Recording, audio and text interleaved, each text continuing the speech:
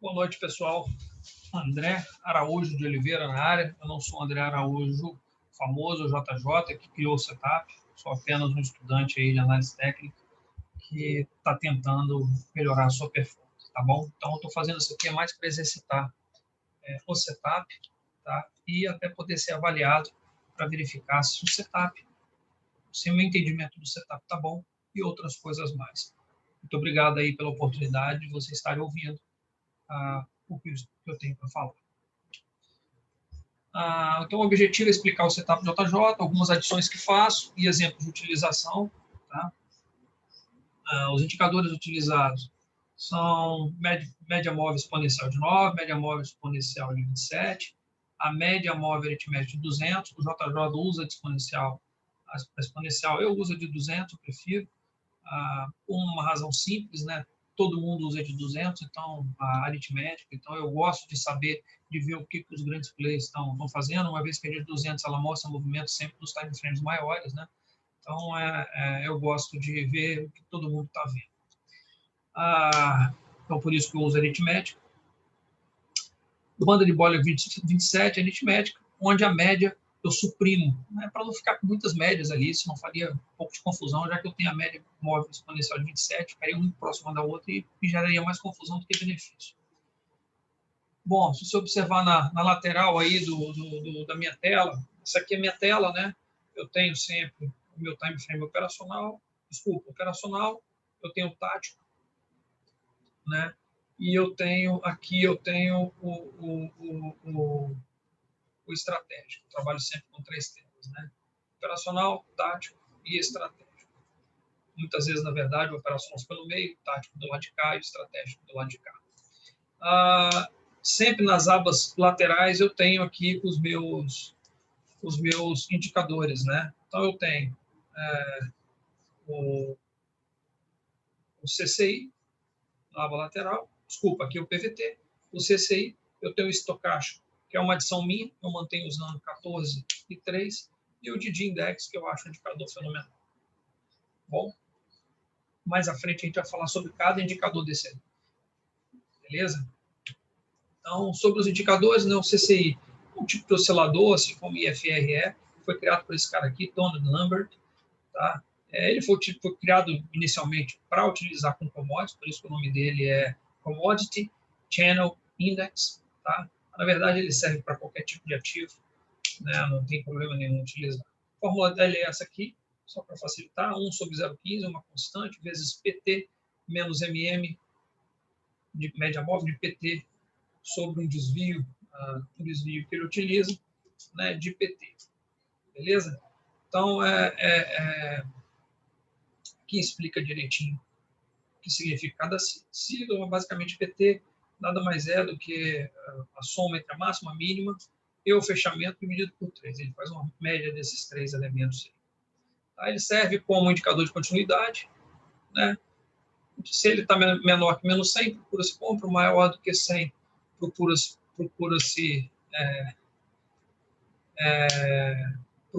compra, desculpa, menor que menos 100, procura-se venda, maior que 100, procura-se compra. Importante que, quando ele cruza subindo menos 100, a gente também entende como um sinal de compra. Quando ele cruza descendo por mais 100, a gente entende como um sinal de venda. Tá? Ele é legal para ver divergência, assim como o IFR. Tá? E o raciocínio é o mesmo. Se o preço está subindo e o CCI está descendo, você tem divergência. Se o preço está descendo e o CCI está subindo, você tem divergência. Tá? E aí a gente tem que começar a ficar atento para níveis de FIBO, onde a gente possa encontrar um processo de reversão e, de repente, fazer um retornamento, que é o que a gente vai falar mais na frente. É possível traçar linhas de tendência, né, e suporte e resistência, isso é muito legal, porque a gente consegue avaliar possíveis advances do breakout, que muita gente utiliza até para fazer entrada. Eu, basicamente, não utilizo, mas é legal a gente saber que, para confiar, às vezes, no movimento, esperar um pullback, alguma coisa assim. Ele está sobrecomprado se maior que 200, a gente considera dessa forma, sobrevendido se menor que 200. Tá? Aqui alguns exemplos dele, né? Então a gente tem ele aqui no meio, tá? Você vai observar ele aqui no meio. Aqui, olha a setinha, ó. Ele cruza o menos 100, olha o preço faz. Aqui embaixo, ó. ele cruza o 100 para baixo, vê que fica vermelhinho, eu até coloco essa questão de cor para facilitar a minha visualização, porque a gente opera às vezes tempos gráficos pequenos, e a cor facilita um pouco a nossa vida, e o preço cai. Depois um outro exemplo aqui, olha que legal, ó. Ele vai lá em cima do ultrapassa o 200, o preço também sai da banda de bola, e depois ele faz o quê? Faz o retorno à média. E a mesma coisa... Deixa eu ver. E a mesma coisa aqui, ó. Aqui ele faz, ele está fora do 200 e o preço sobe para fazer o retorno à média. Ele vai até um pouquinho mais na média, ele bate aqui na média de 200. Aí a média de 200 segura o movimento. Continuando indo sobre indicadores, a gente usa também o PVT, né, que é um indicador cumulativo. Ele é um indicador muito bom. E aqui até faço uma comparaçãozinha, por que eu achei ele melhor do que o BV. E topei colocar ele no meu Trade System, né? Ele é melhor porque na composição de sua fórmula você vê que ele usa o preço, o PVT anterior, mais o volume vezes a variação do preço entre hoje e o dia anterior, né? Essa variação de preço em percentual, ele acaba causando uma suavização das curvas, né? O BV ele é uma conta, é o BV de ontem mais o volume de hoje, o BV de ontem menos o volume de hoje. Então ele provoca isso aqui, olha só. Olha que legal aqui embaixo. Como é que a tendência preço-volume ela é menos, ela tem menos menos sinais falsos, né? Ela não tem esse serrotinho aqui que você fica observando no OBV. Como a gente usa uma média de 50 para fazer esse corte, o que acontece é que esse serrotinho, se ele estiver muito próximo da média de 50, ele pode ficar ali gerando sinais falsos, ficar te gerando um certo estresse, um problema. Então, tem menos ruído no PVT, o OBV tem mais ruído um pouco, e exatamente por isso também a gente consegue trabalhar com o PVT em tempos gráficos menores, coisa que o OBV a gente não é muito recomendado você trabalhar, né, por exemplo, menor do que o diário.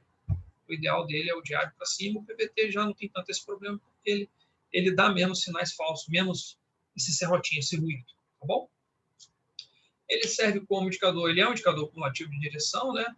Quer dizer, está comprado se maior, média móvel maior que média móvel 50, vendido se média móvel menor que 50. E fora das bandas, ele está sobrecomprado ou vendido se está para cima ou para baixo. Beleza? Também é possível ver divergência nele, é possível também traçar suporte e resistência.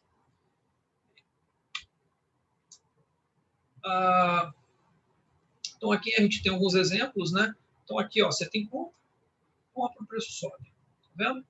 Aqui você tem venda, o preço cai. Aqui você tem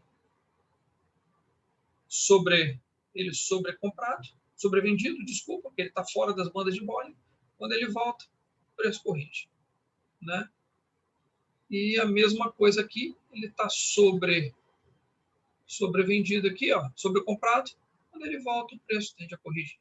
Tá? Então, ele é muito interessante, porque ele dá a visão de sobrecompra, sobrevenda, você consegue ver divergência, embora a divergência eu deixo isso, para mim o CCI trabalha um pouco melhor, o seu oscilador, então eu deixo mais com ele, tá bom?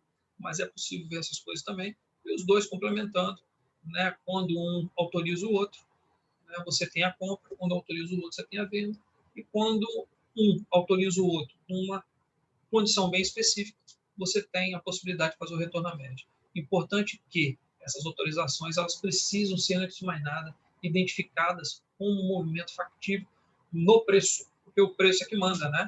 Se o preço não está falando para você fazer, não adianta você olhar o indicador, porque não vai ser uma boa, né? Você vai acabar entrando e sendo estopado ou perdendo dinheiro. Sobre os indicadores ainda, a gente usa a banda de Bollinger, que nada mais é do que um envelope razoável de oscilação do preço, é um caixotão, né, onde o preço fica sambando para cima e para baixo. Se ele passa dali, ele está saindo desse caixotão, a tendência é ele voltar. Aí, quando ele volta de encontro às médias. Lembrando que o teorema de mercado, o Kakumai aí vem falando, ou as médias encontram os preços, ou os preços encontram as médias, não tem jeito. Então, é importantíssimo a gente estar observando a banda de Bollinger, fundamental para a gente saber o que está acontecendo, né? Ele usa média móveis exponenciais também. Né? A média móveis exponenciais, a diferença dela para a aritmética, exatamente por ela ser exponencial, ela dá mais importância, né, dá uma conotação maior para os últimos movimentos, né? Então, você vai ter ela um pouco mais rápida do que a média móvel aritmética. Beleza? Então, ela dá uma visão para onde a gente estamos indo, em diferentes fractais, né? Então, quer dizer, se a gente usa 9, 27 e a 200, né, que é uma média aritmética, né, que não é, agora eu coloquei só exponencial, mas a 200 é o uso aritmético, então você consegue ver ali, pô, o que está fazendo pequeno, médio, grande, né? Se todo mundo está trabalhando junto, significa que a gente tem uma subida consistente, quando os fractais menores são maiores que os maiores, né? E descida consistente quando você tem os fractais menores que os maiores, né? São suportes de resistências móveis que merecem atenção, né? Principalmente a 200, que é uma média muito forte sempre, né? Então a gente tem que observar a média de 200, para mim eu não opero contra ela, por exemplo, exceto se ela estiver na direção do movimento, por exemplo, se ela está subindo, eu posso arriscar de fazer uma entrada, porque entende-se que lá no tempo gráfico maior, se ela está subindo, muitas vezes ali foi um falso rompimento, né? Então pode ser uma grande oportunidade ali de entrar. Oferece uma visão se estamos entrando caro ou barato em relação a esses fractais, né? Legal, porque se você está comprando longe da média, significa que você está comprando mais caro do que os caras que compraram ali. Se você está vendendo longe da média, significa que você está vendendo muito barato, né? E o preço pode reverter. Então, isso é legal também. O teorema de mercado que eu já falei, do grande professor aí, Caco Maia, que é o cara aí que carrega o Fibonacci aí, ensina para muita gente aí essa técnica que mais tarde a gente vai falar um pouquinho, rapidamente. Aqui, o banda de Bollinger, né? A gente mostra só a abertura dela, né? Quando você tem um movimento grande, no preço, você vê que aqui você tem um duplo comprimento. Esse meu fluxo aqui, na verdade, se a gente olhar lá, ele é o PVT, ele é a entrada do setup, mas ele acaba batendo também com o duplo comprimento do carro. Então, ele desce aqui embaixo, tá vendo? E as médias abrem junto, desculpa, as bandas abrem junto, faz a tal boca do jacaré que o Didi fala. E isso mostra, né, que você está tendo volatilidade. Isso é legal, né? Então, ela te dá esse indicativo de volatilidade. Uma outra coisa que é interessante, que aqui a gente fala é mais com foco nas médias. Você vê que tem a organização das médias, você tem a amarela, que é a média grande, é de 200, né? Você tem aqui, né, o meu setup, né, as médias mudam de cor, né? Quando a média de 27 ela está caindo, ela fica vermelhinha, tá vendo? Quando a média de 9 ela está caindo, ela cruza a de 20, ela fica fúcsia. Então, quando eu tenho essa combinação aqui, ó, fúcsia vermelha e amarela em cima, significa que eu tenho um leque, né, 9, 27, 200, isso é um movimento forte. Quando eu tenho, quando a 9 cruza a verdinha de baixo para cima, ela fica verde-limão, e a de 27 ela vai estar verdinha, você tem um movimento forte também, dá para acreditar um movimento forte, com atenção na média de 200, ela vai estar em cima, se ela estiver embaixo, você vai ter um leque aí, 9, 27, 200 na compra. Significa que todos os tempos gráficos estão trabalhando junto, todos os fractais estão trabalhando juntos, e aí você tem força no movimento, todo mundo está querendo comprar, a tendência é de movimentos mais fortes na compra, e todo mundo quer vender, a tendência é de movimentos mais fortes na venda. Sobre indicadores, né, as adições que faço, porque o Didi Index eu uso ele 9, 13 e 27 exponencial, do grande grafista brasileiro Didi Aguiar, um cara aí que conhece demais, Nossa Senhora do Penha, e parece ser gente muito boa, com certeza é. Eu acho ele extremamente efetivo para identificar boas entradas, evitar ponto falso, possibilidade de pullback, etc. E ainda é bonito ver o Didi abrir as pernocas, né? É muito bonito quando você faz uma operação e você vê lá o Didi abrindo as pernocas, né? Acho que ele não vai gostar que eu fale assim, não, mas é assim que a gente acaba enxergando, né? O Didi abrindo as pernocas. Provavelmente ele ia falar isso aqui, ó. Fala da puta, quem abre as pernas é a sua, né? Você já sabe o que termina com ele. Um abraço pro Didi aí. O estocástico lento, 14,3, eu uso porque eu observo muito o Caco Maia na sala e ele deu esse insight. Eu observei que, principalmente para os time frames maiores, né, ele começa a dar um movimento de reversão no estocástico lento. O CCI, eu achava que o CCI ia dar tal, mas o CCI ele dá esses movimentos um pouco mais falsos, ele acaba voltando. Mais na frente eu vou mostrar um exemplo disso, e aí eu prefiro usar o estocástico, porque ele dá um pouco mais de segurança para mim. Eu uso o estocástico só nessas condições, só para poder buscar reversão, e essas reversões eu estou treinando a usar elas em alguns pontos de fio, né? Isso contribui muito até para o retorno à média, né? Eu vou mostrar mais na frente um exemplo. Então, aqui a gente tem um exemplo do Didi. Tá vendo aqui, ó? Aqui a gente tem um movimento de venda, olha só, o Didi abriu as perninhas, ó. Vermelhinha para cima, verdinha para baixo, Didi abriu as pernocas. Beleza?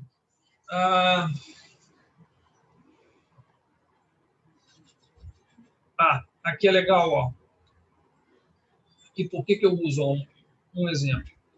Aqui, o CCI, ele virou para cima aqui no verdinho, vocês estão vendo? Tá vendo? Mas depois ele voltou a cair. Observa que quando o estocástico ele vira, ele não cai mais, né? Aí a gente consegue encontrar, às vezes, um movimento, e aqui, ó, ele já fez aqui um engolfo, aqui, se você observar. O CCI estava falando que aqui, ó, quero um pouco de atenção. O estocástico estava falando que aqui. Então, eu acho o estocástico um pouco melhor para essa função, por isso que eu mantenho. Tá? Pode ser que no futuro eu mude minha opinião, mas nesse momento é isso. E aqui eu mostro um ponto falso, tá vendo? Aqui, ó, porque tá ruim, ficou pequeno, mas aqui a gente estaria dando uma venda aqui, ó. Pelo setup ele estaria dando uma venda nesse ponto aqui, ó. Esse ponto aqui, ó. Tá vendo? Porque eu tenho um cruzamento aqui, ó, do PVT para baixo, e o CCI nessa zona aqui, ó, de 100 e menos 100, se ele virar para cima é compra, se ele virar para baixo pode ser venda também, né? Então, ele dá um sinalzinho, mas a gente consegue ver que na hora que o Didi vai cruzar, a média de 20 ela está cainte também, ó. Ele vai cruzar para a média de 20 cainte. Elas duas nunca podem correr para o mesmo lado, né? Então, elas têm que estar sempre correndo para o lado oposto uma da outra. Então, aqui seria uma entradinha falsa, e, na verdade, significa muito mais um pullback para a gente voltar, porque a média de 20 ela é lenta. Uma vez que ela está apontada para baixo, ela vai demorar a virar, né? Isso aqui. E a média de 3, né, em relação de 8, elas são normalizadas com a média de 8, a média de 3 é mais rápido, né? Então, quer dizer, quando ela vira para baixo, ela virar para cima, só que você tem ali um candle de força, alguma coisa assim. Ou então, muitas vezes, ele está fazendo aqui um 9 ponto alguma coisa, do Larry Williams, ou então um ponto contínuo, e aí continua o movimento, ele rompendo a máxima desse quinto. Então, eu uso muito o Didi também com essa questão do ponto falso, e para confirmar as entradas aqui quando há uma entrada bonita, ele abre as pernocas e fica bem legal. As colorações que eu uso, eu utilizo um sistema de coloração dos preços, né? Se verde só compra, se vermelho só venda, exceto extremidades em nível específico de FIBO, né? Menos 11, 23, 76, 112, 1. Confesso que aqui essas inversões eu ainda tenho bastante dificuldade, né, de acertar o movimento, então eu tenho muito cuidado. Essa semana mesmo eu perdi um dinheirinho, entendendo que era uma reversão e não foi.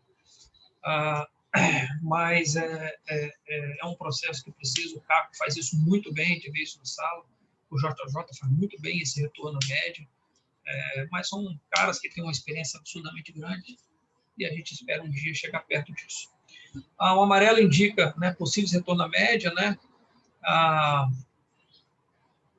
Verde-limão, setup JJ ativado na compra, fúcsia, setup JJ ativado na venda. O que significa isso? É o exato momento que você tem o corte, né? O verde-limão você tem o corte do PVT, né? Na média de 50, e o CCI já autorizado, e a fúcsia, o corte PVT na média de 50 para baixo, né? E o CCI já autorizado na venda. Então ele fica nessas coisas para alarmar verde-limão e fúcsia para poder, PVT lá liberou, dependendo da distância que esteja na média, uma potencial entrada, ou se ele fez um candle muito grande, a gente avalia. Bom, a gente tem que avaliar como é que está a condição de preço, né?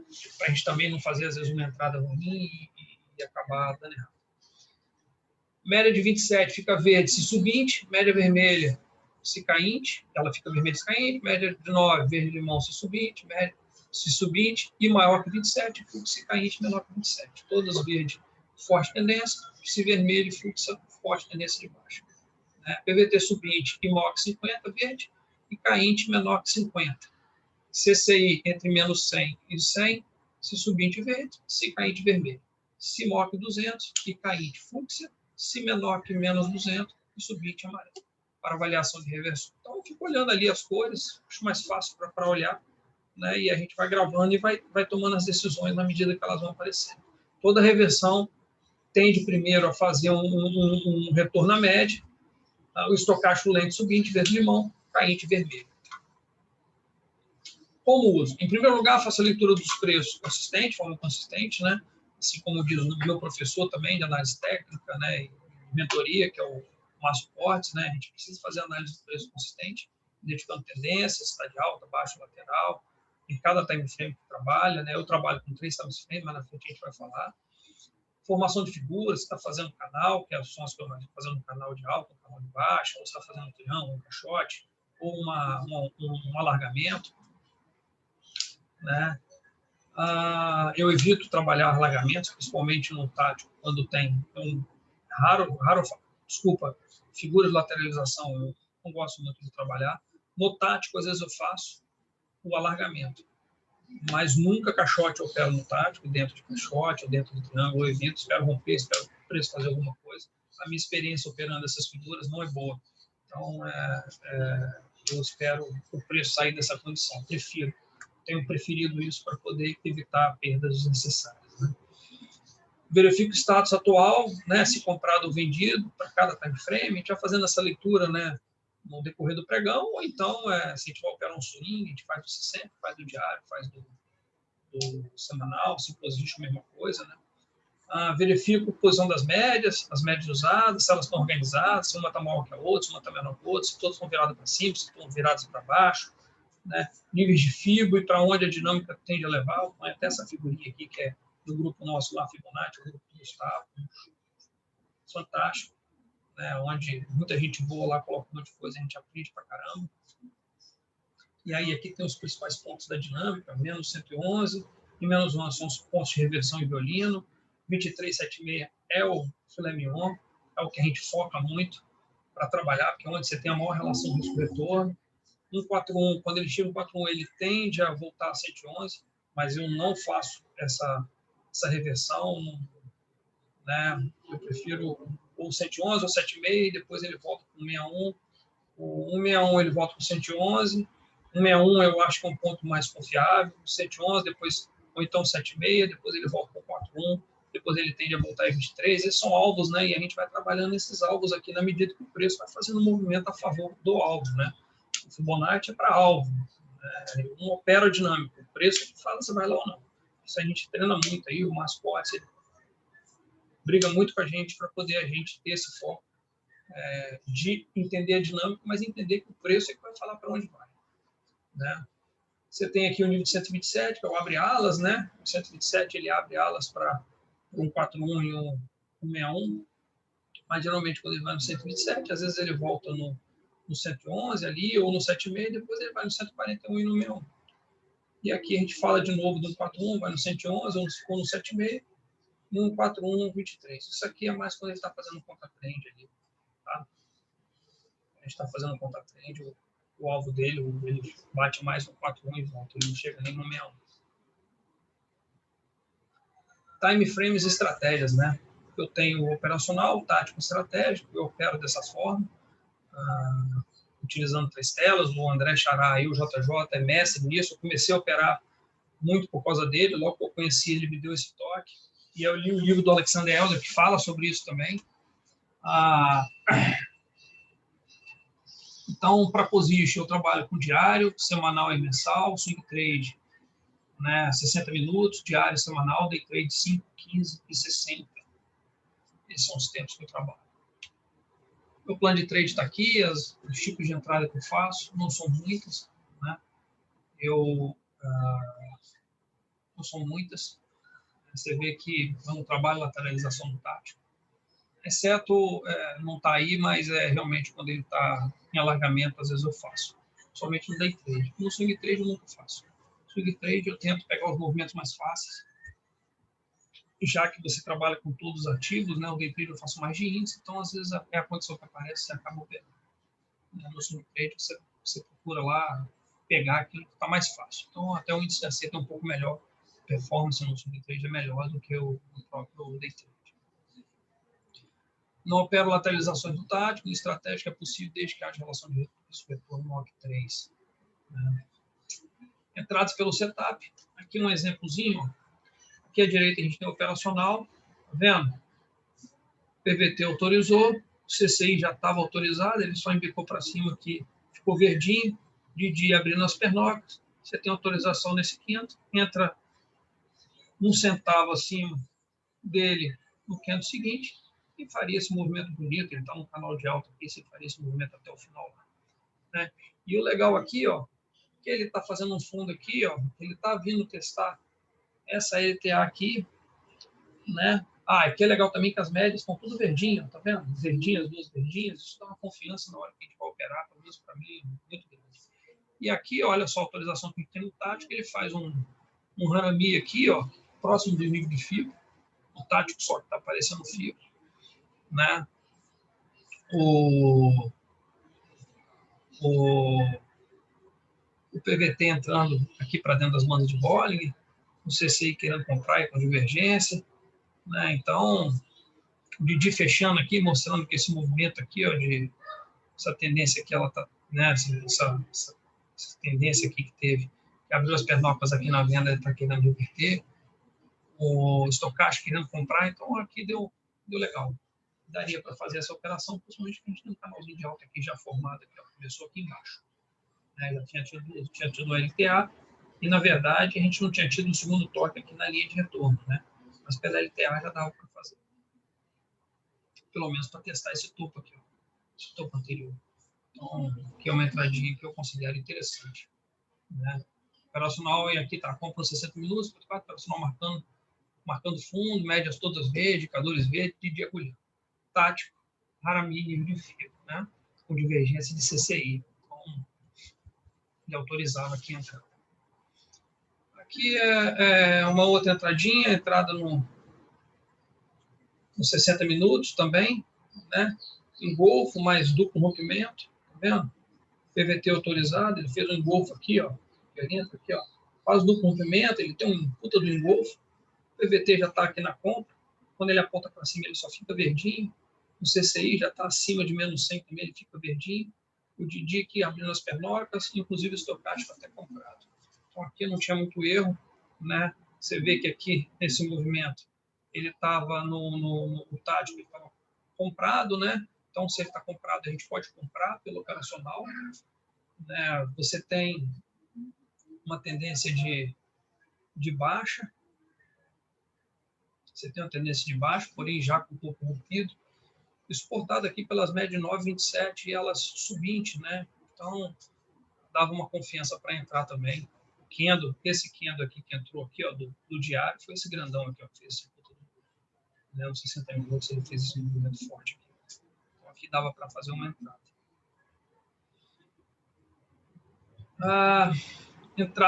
Mais entradas aí. Aqui é na venda, né? Isso aqui é no índice, nos 5 minutos. Também uma entrada muito bonitinha, venda do setup do JJ, né? O PVT estava autorizando aqui, o CCI também estava vendendo, o Didi abrindo as pernocas, o topo já estava confirmado, né? A gente já tinha o topo aqui confirmado nessa entrada, nos 5 minutos. O taxa estava autorizado, tudo vermelho marcando o topo. Né? Aqui que seria uma entradinha um pouco mais agressiva, porque você ainda não tinha uma tendência de baixa, né? Tendência de baixa, aqui você tinha ainda uma tendência de alta, que ele poderia fazer esse movimento aqui para subir. Embora a média de 9 já estava fechando. Então, talvez essa entrada eu nem fizesse aqui. Era possível que eu fizesse aqui, ó, nesses candles aqui, uma vez que ele deixa isso aqui que a gente chama de Biffit, né? Então, você no rompimento desses candles aqui, você acaba entrando para poder continuar o movimento. Então, eu poderia entrar aqui, vários pontos de entrada. Aqui também seria um ponto de entrada, porque ele faz um retornozinho na média, você pega na mínima aqui, vai lá e mete bloco. Então, vários pontos de entrada aqui para fazer. Se não me engano, esse dia aqui foi até o dia, o Lula Day, se não me engano, foi isso. Tá? Eu não estou com o dia marcado aqui. Seguindo. E aqui é um retorno à média, né? Para mim ainda não é muito fácil, Mas aqui, ó, deu para dar um legal aqui. Olha lá, vamos lá.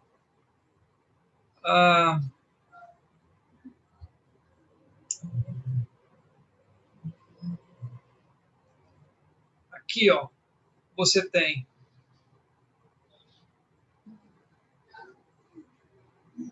o preço, ele perde a LTA, quer dizer, ele faz um falso rompimento, segundo as estatísticas, 80% dos rompimentos são falsos, né? Então ele tende a voltar para a tendência que está maior, né?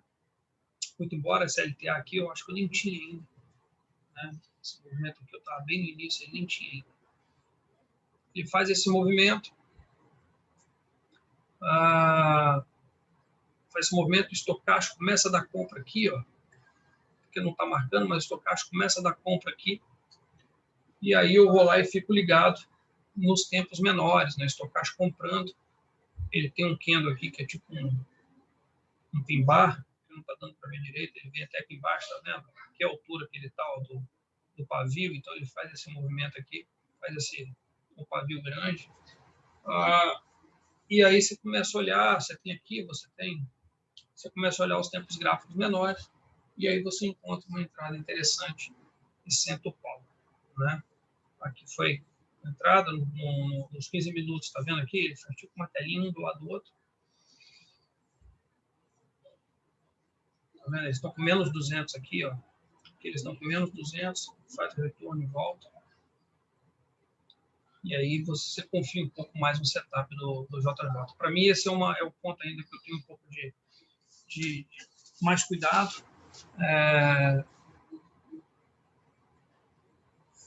Até pela questão de relação risco-retorno, né? Então, eu faço essas estratégias quando o tático começa a me mostrar que mostrar que tem uma possibilidade. Isso aí, pessoal. Um abraço, obrigado aí. Tá bom, JJ? Mete bronca. Um abraço. Obrigado por tudo, viu? JJ, Caco Maia e o Márcio Portes. Poxa, esses 3 caras têm feito muito por mim aí. Só tenho a agradecer.